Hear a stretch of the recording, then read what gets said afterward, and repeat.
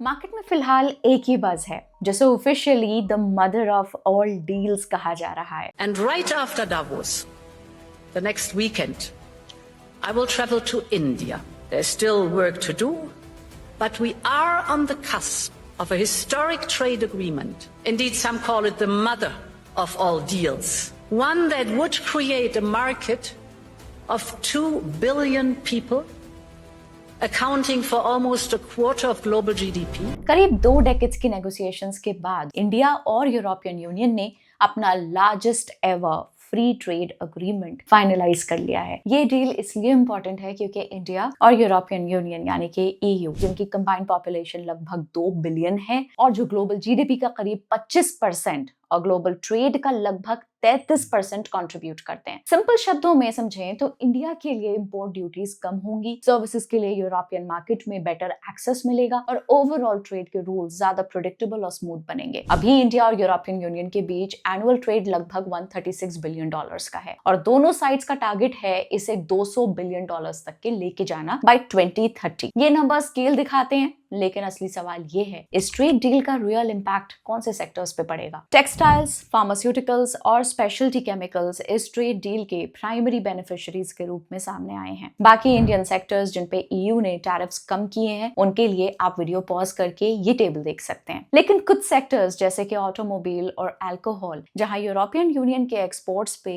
Indian tariffs कम हुए हैं, वहां कॉम्पिटिशन बढ़ सकता है, खासकर प्रीमियम सेगमेंट्स में। इंडिया ने यूरोपियन लग्जरी कार्स पे इंपोर्ट टैरिफ 110% से घटाकर 10% करने पे अग्रीमेंट किया है, वो भी लिमिटेड कोटास के साथ, जिससे लग्जरी कार्स सस्ती हो सकती हैं। बट अपॉर्चुनिटी ऑटो एंसिलरीज के लिए है, जहां डायरेक्ट एक्सपोर्ट्स और डोमेस्टिक सोर्सिंग के थ्रू डिमांड बढ़ेगी और कैपेसिटी यूटिलाइजेशन इंप्रूव होगा। साथ ही यूरोप की हाई एनर्जी कॉस्ट की वजह से कास्टिंग और फॉर्जिंग जैसे प्रोसेसेस इंडिया शिफ्ट हो रहे हैं और मशीनरी इंपोर्ट्स पे ड्यूटी 44% से 0% होने से कॉस्ट और कम होंगी। और सबसे इंपॉर्टेंट बात यह है कि डील ओवरनाइट इंपैक्ट नहीं देगी। टैरिफ कार्ड्स ग्रेजुअल और कोटा बेस्ड होंगे, यानी कि सिर्फ एक फिक्स लिमिट तक ही लोअर टैरिफ सप्लाई होंगे। इसलिए इन्वेस्टर्स के लिए पेशेंस और राइट स्टॉक सिलेक्शन जरूरी होगा। तो चलिए देखते हैं 3 की बेनिफिशियरी सेक्टर्स के relatively better fundamentally strong stocks जो इंडिया ईयू ट्रेड डील से लॉन्ग टर्म बेनिफिट ले सकते हैं, स्पेशली जिनका यूरोपियन एक्सपोजर स्ट्रॉन्गर है। वैसे अगर आप कमोडिटीज ट्रेडिंग को डिटेल में समझना चाहते हैं तो कमोडिटीज विद ग्रो चैनल जरूर चेक कीजिएगा, लिंक आपको डिस्क्रिप्शन में मिल जाएगा। अब वापस आते हैं अपने वीडियो पे। हमारा पहला स्टॉक है Pearl Global Industries. India EU free trade agreement यानी कि एफटीए के अंडर इंडियन टेक्सटाइल प्रोडक्ट्स पे 0 टैरिफ लगेगा। इसी सेगमेंट में small cap player Pearl Global Industries operate करती है। देखिए एफटीए कंपनी के लिए कितना मायना रखता है। Pearl as a company, we have our manufacturing in Bangladesh and Vietnam as well. So we do have a larger share of European Union customers who are going a little slow at this point of time with India because of this tariff disadvantage that India had. And so I can see a lot of enthusiasm among these customers to open up India and de-risk where they feel that there's a huge amount of dependency on these tariff free countries. So that gives them the advantage to spread their risk. Certain categories like which let's say Bangladesh makes, like the pants and the denims, most of these customers are very, very heavily invested. So they would definitely like to de-risk some of these categories and brings them into India. अब business पे आते हैं। Recent quarter में DIIs ने अपनी holding 2.75% से बढ़ाई है, जहां म्यूचुअल फंड हाउस स्कीम्स जैसे कि HSBC वैल्यू फंड ने 3.49% और SBI फ्लेक्सी कैप फंड ने 1.58% की न्यू स्टेक लिए हैं। पिछले 3 सालों में कंपनी की सेल्स 18% और प्रॉफिट्स 57% CAGR से बढ़े हैं। पर्ल ग्लोबल इंडस्ट्रीज एक मल्टीनेशनल एपरल मैन्युफैक्चरर है जो end to end garment solutions provide करता है। कंपनी के 25 मैन्युफैक्चरिंग यूनिट्स 5 कंट्रीज में फैले हुए हैं, जैसे कि India, Bangladesh, Vietnam, Indonesia, Guatemala. Company कई इंटरनेशनल ब्रांड्स और रिटेलर्स जैसे कि Gap, Kohl's, Macy's, Tommy Hilfiger और रैल्फ लॉरेन का अप्रूव्ड वेंडर है। फाइनेंशियल ईयर 21 में रेवेन्यू का लगभग 86% यूएस से आता था, जो first half of this year तक 50% से नीचे आ गया, जबकि EU, UK, ऑस्ट्रेलिया और जापान का कंट्रीब्यूशन बढ़ा है। फर्स्ट हाफ में कंपनी का रेवेन्यू का 73% हिस्सा इंडिया के बाहर से आया, जहां स्पेन और जापान का कंबाइंड कंट्रीब्यूशन 15 से 17% रहा। क्वार्टर 2 के नंबर्स देखें तो कंपनी ने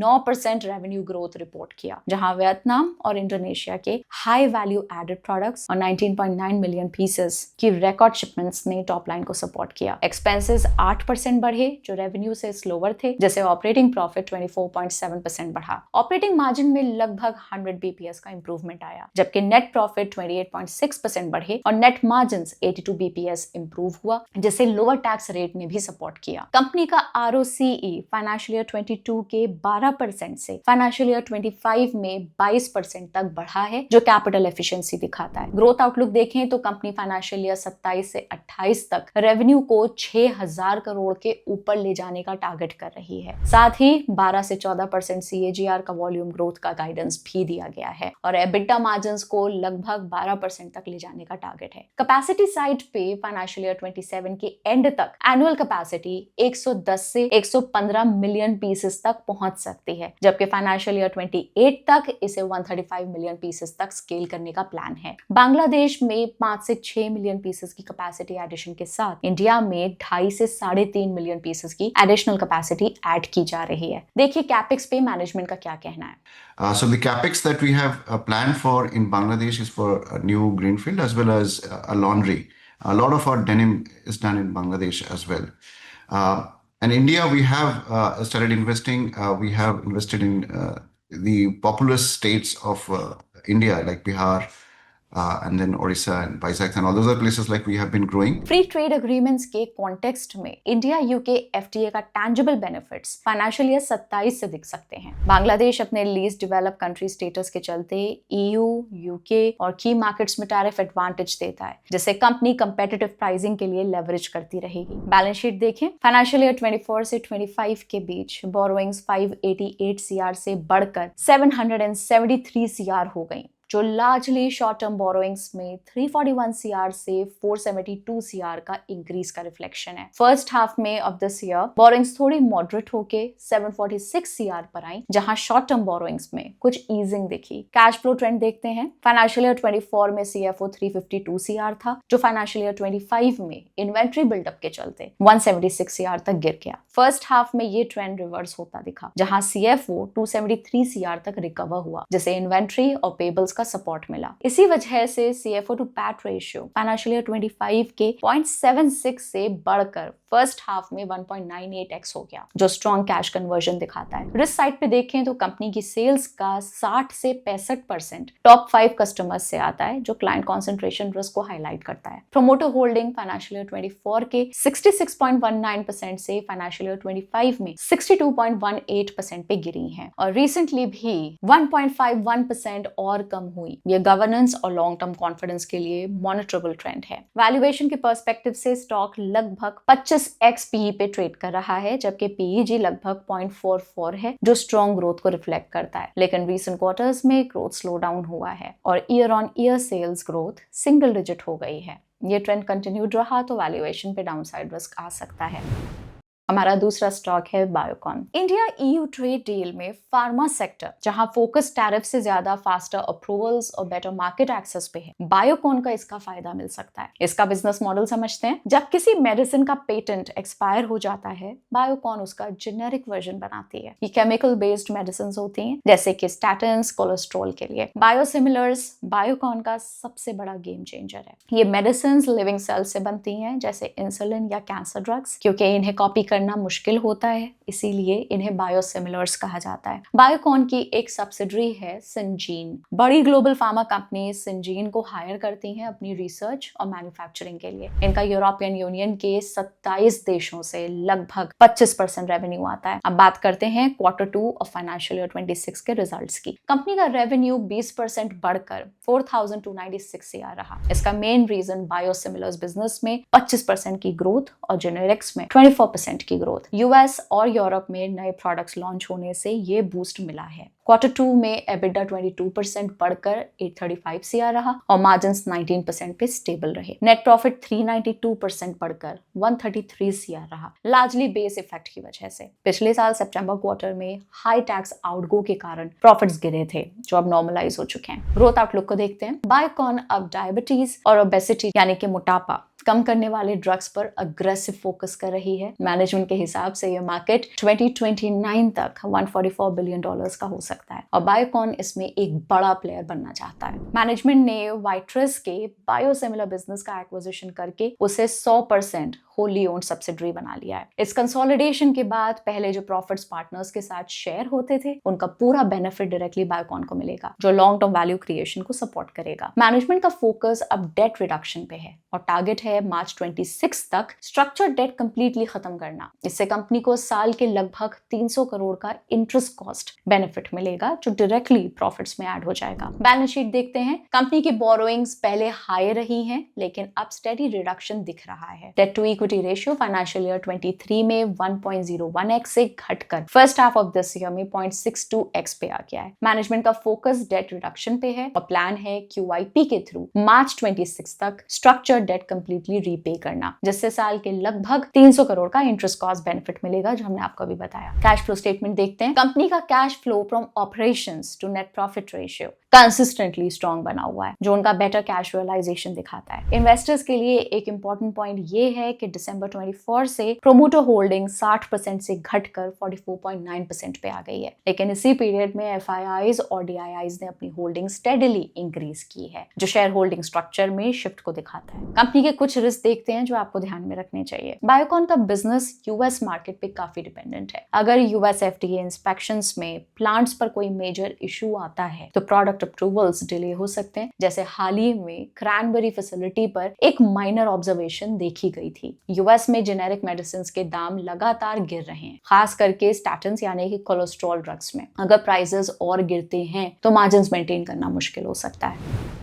एंड फाइनली हमारा आखिरी स्टॉक है एक्यूटास केमिकल्स। केमिकल सेक्टर पे आते हैं तो EU में इंडियन केमिकल्स पे अभी 22% तक टैरिफ है, जो बाद में ऑलमोस्ट 0 हो जाएगा। रशिया यूक्रेन वॉर के बाद यूरोप के एनर्जी कॉस्ट हाई है और स्ट्रिक्ट नॉर्म्स की वजह से प्लांट क्लोजर्स हो रहे हैं। बॉटम लाइन ये है कि EU से आउटसोर्सिंग इंडिया शिफ्ट हो रही है, जिससे इंडियन केमिकल एक्सपोर्टर्स के वॉल्यूम्स और कंपेटिटिवनेस बूस्ट हो सकते हैं। एक्यूटास एक R&D ड्रिवन प्लेयर है, जो एडवांस फार्मा इंटरमीडिएट्स और स्पेशलिटी केमिकल्स बनाती है। क्लाइंट बेस काफी स्ट्रॉन्ग है, 600 से ज्यादा कस्टमर्स हैं, जिसमें सिप्ला, सन फार्मा, डॉक्टर रेड्डीज जैसे इंडियन नेम शामिल हैं। कंपनी का मॉडल एक्सपोर्ट हैवी है। फाइनेंशियल ईयर 25 में 74% रेवेन्यू एक्सपोर्ट से आया, जिसमें यूरोप का शेयर 63% था। बिजनेस वर्टिकल देखें तो पहला है एडवांस फार्मा इंटरमीडिएट्स, कंपनी का कोर बिजनेस है। जेनेरिक APIs के इंटरमीडिएट्स स्पेशली क्रोनिक थेरेपीज के लिए। 9 मंथ एंडेड फाइनेंशियल ईयर 26 में 86% ऑफ नेट सेल्स यहीं से आई। एंड स्पेशलिटी केमिकल्स, इसमें हाई एंट्री बैरियर सेगमेंट्स आते हैं, सेमीकंडक्टर केमिकल्स, बैटरी केमिकल्स और सिलेक्ट कमोडिटी केमिकल्स। 9 मंथ्स में 14% रेवेन्यू कंट्रीब्यूशन रहा। अब नंबर्स पे आते हैं। लास्ट 3 साल में सेल्स CAGR 25%, प्रॉफिट CAGR लगभग 30% रहा। हाँ, बीच में एक्सेप्शनल आइटम्स की वजह से नंबर्स थोड़े हिट हुए थे, बट फाइनेंशियल ईयर 25 में कंपनी ने स्ट्रॉन्ग कॉस्ट कंट्रोल के साथ कम बैक किया। ऑपरेटिंग मार्जिन 23% तक एक्सपैंड हुआ। दिसंबर 25 क्वार्टर के P&L में पिक्चर और क्लियर हो जाती है। रेवेन्यू 43% ईयर ऑन ईयर बढ़कर 393 CR पहुंच गया। Core advance pharma intermediate segment ने 47% ग्रोथ दिखाई, driven by CDMO ramp up और स्टेबल इंटरमीडिएट्स डिमांड। वहीं एक्सपेंसेस सिर्फ 18% बढ़े, मतलब स्ट्रॉन्ग ऑपरेटिंग लेवरेज। इसका डायरेक्ट इंपैक्ट ऑपरेटिंग प्रॉफिट पे पड़ा, जो 119% जंप करके 151 CR हो गया। ऑपरेटिंग मार्जिन 1335 BPS एक्सपैंड होके 38.3% तक पहुंच गई। साथ ही नेट मार्जिन भी 1049 BPS इंप्रूव होके 27% पहुंच गया। ग्रोथ आउटलुक की बात करते हैं। कंपनी ने रेवेन्यू ग्रोथ गाइडेंस 25 से 30% कर दी है for financial year 26। Strong order book और CDMO विजिबिलिटी के चलते financial year 2026 EBITDA margin guidance 28 से 30% है, जो हिस्टोरिकल 20 से 23% से क्लियर स्ट्रक्चरल अपग्रेड दिखाता है, thanks to high value CDMO और सेमीकंडक्टर मिक्स। CDMO टारगेट है फाइनेंशियल ईयर 28 तक 1000 CR रेवेन्यू। फाइनेंशियल ईयर 24 में ये लगभग 90 करोड़ था, मतलब 11x scale up in 4 years. Battery chemicals के लिए भी कंपनी ने 180 करोड़ का कैपेक्स किया था फॉर फाइनेंशियल ईयर 26। मैनेजमेंट 2.5 से 3x एसेट टर्न मेंटेन करने का टारगेट कर रही है, मतलब पीक यूटिलाइजेशन पे 450 से 540 करोड़ का एनुअल रेवेन्यू पोटेंशियल, जो फाइनेंशियल ईयर 25 रेवेन्यू का 45 से 50% बनता है। कैश कन्वर्जन साइकिल लास्ट 3 सालों से स्टेबल है, अभी अराउंड 121 दिन है, कोई मेजर स्ट्रेस सिग्नल नहीं। रिटर्न्स इंप्रूव हुए हैं। फाइनेंशियल ईयर 24 से 9 मंथ्स फाइनेंशियल ईयर 26 तक ROE लगभग 11% से 26% के अराउंड और ROC 12% से लगभग 31% तक गया। हाँ, CFO टू ऑपरेटिंग प्रॉफिट और CFO to net profit ratios थोड़े सॉफ्ट हुए हैं। रीजन सिंपल है, रिसीवेबल्स और inventory led working capital movement, जिसकी वजह से ऑपरेटिंग कैश फ्लोज काफी इंपैक्ट हुए हैं। रिस्क पे भी एक बार नजर डालते हैं। पहला है project execution risk. Jagadia electrolyte additive plant का कमिश्निंग मॉनसून डिलेज की वजह से पोस्टपोन हुआ है। Timeline first half of this year से शिफ्ट होके Q4 ऑफ फाइनेंशियल ईयर 26 हो गई है। साथ ही कॉस्ट ओवररन भी आया है। प्रोजेक्ट कॉस्ट 177 से बढ़कर 220 CR हो गई, मेनली न्यू प्रोडक्ट इंफ्रा के चलते। And pricing pressure in specialty chemical space. Management ने खुद हाईलाइट किया है 30% top line erosion in specialty segment due to commoditisation और वीक रियलाइजेशंस। इसका इंपैक्ट मिक्स में भी दिख रहा है। स्पेशलिटी का रेवेन्यू शेयर 21% फाइनेंशियल ईयर 24 से गिरकर 15% फाइनेंशियल ईयर 25 हो गया। और बाबा फाइन केमिकल्स, इनका की सब वर्टिकल भी रेवेन्यू डिक्लाइन रिपोर्ट कर रहा है।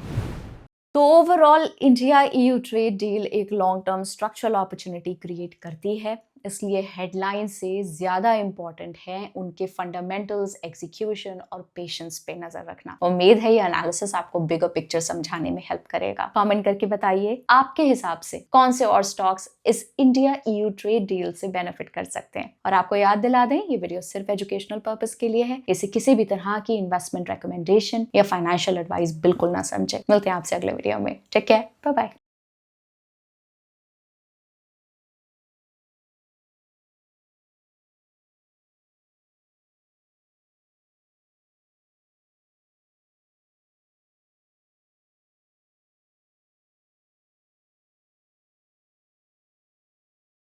Investment in securities market are subject to market risks. Read all the related documents carefully before investing. Please read the risk disclosure documents carefully before investing in equity shares, derivatives, mutual fund, and or other instruments traded on the stock exchanges.